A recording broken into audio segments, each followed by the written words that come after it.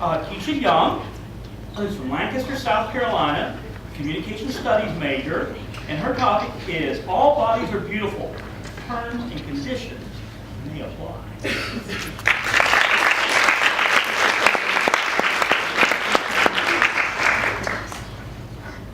If I were to say to you, think of the most beautiful girl you've ever seen, or think of the most handsome guy you've ever seen, I'm fairly certain all your answers would fit the same criteria. Your girl would most likely be skinny, with long hair and wide eyes, and your guy would most likely have a chiseled jawline and a ripped body. Does anyone see the problem with that? How is it that in a room of this many people, we all come to the same conclusion about what perceivable beauty is? The answer is because the media has created these terms and conditions in regards to beauty, and we've all unknowingly accepted them. It has engraved a single story of beauty into each and every one of our psyches, and it is eroding our self-esteem. The media needs to stop showing only one type of body and one type of beauty, and show the millions of other types of bodies and beauties that exist in this world. After noticing these stereotypes in the media, and noticing activist groups try to combat these stereotypes, I did further research to better understand the issue. I think it's important that we all stop feeding into this notion that beauty comes in one definitive form. And I believe if we did so, we would all feel so much better about our bodies, and we would feel so much more comfortable in the skin we're in. In this speech, I will explain the problems the media has created for our self-esteem, and I will also explain how those problems can be fixed. According to Professors Dittmar and Howard, the ideal female body is tall, tan, tubular, and blonde. And according to a 2012 experiment done by NBC's news show Today, the ideal male body is that of an inverted triangle, so broad shoulders coming down to a narrow waist. Professor Solomon Ashmore Longo say that the mass media portrays attractive people in such a way that society believes that they are more desirable, credible, and inspirational. Psychologists refer to this as the halo effect. It's people's tendency to attribute positive characteristics to individuals who are more attractive or thought so by society than other people.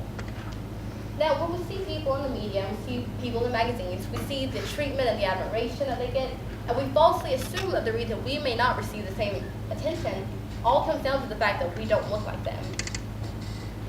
In recent years, there have been many campaigns that claim to promote positive body image for all body types and people, but even they are ineffective. Take the Dove Real Beauty campaign, for example. In the video that got over 7.4 million views on YouTube, women are featured sitting behind a curtain with a sketch artist. The sketch artist has women describe their faces and how they perceive themselves, and the women use some not so kind words to describe themselves. Many women said big chin or ugly nose or crooked teeth, but the sketch artist drew what they said. But then the sketch artist brought in strangers who were plucked off the street earlier that day, who only spoke with the women for 1 to 2 minutes and sat them down and told them to describe how they perceived women to look. Now the funny thing is, the strangers actually described the women more beautifully than they described themselves. Taken at face value, this is a really heartwarming concept about how people are so much harder on their insecurities than they should be, but further research and analysis proves that this whole campaign is just contradictory and hypocritical. The campaign has been criticized for its lack of diversity. The majority of the women featured in these videos are fairly young, fairly attractive white women. There is no effective way to promote positive body image across all demographics if you're only focusing on one.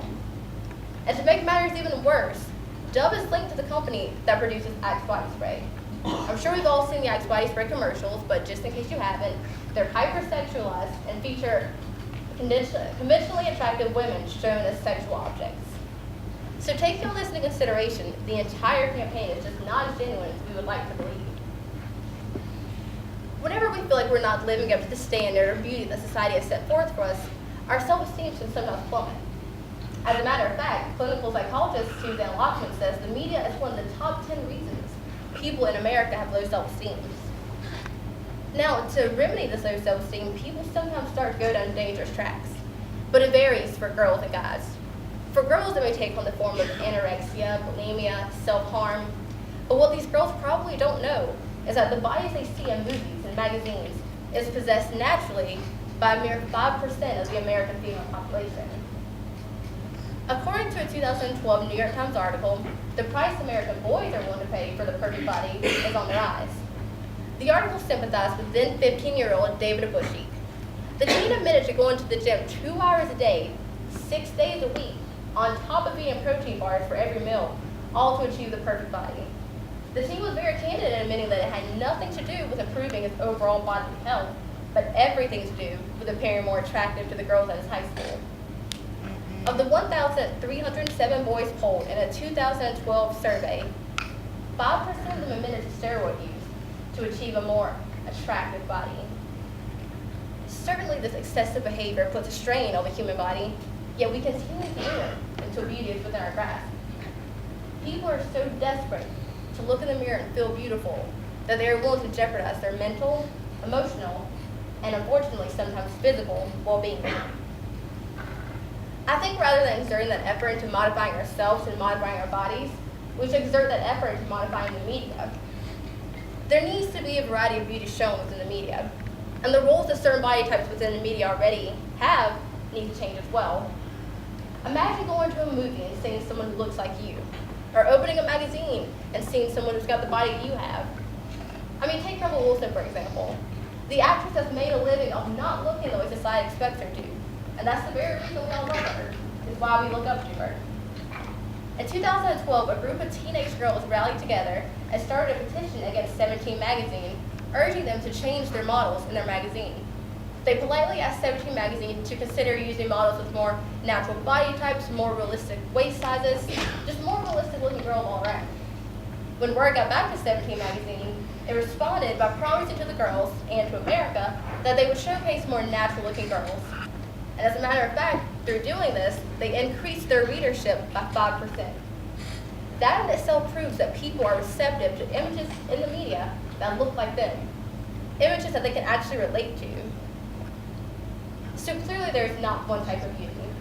And hopefully we can all agree that the media's definition of beauty needs to change. The media needs to broaden its range of body types shown to accommodate all of us. So earlier I asked you to describe your perfect girl or your perfect guy. So if I were to ask you that again, how different would you answer? Would you answer just as you did before?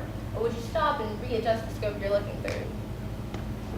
Earlier I mentioned these terms and conditions in regards to beauty that society has put forth for us. But I think it's time that we learn to love our bodies just the way they are and just terminate those terms and conditions altogether. Thank you.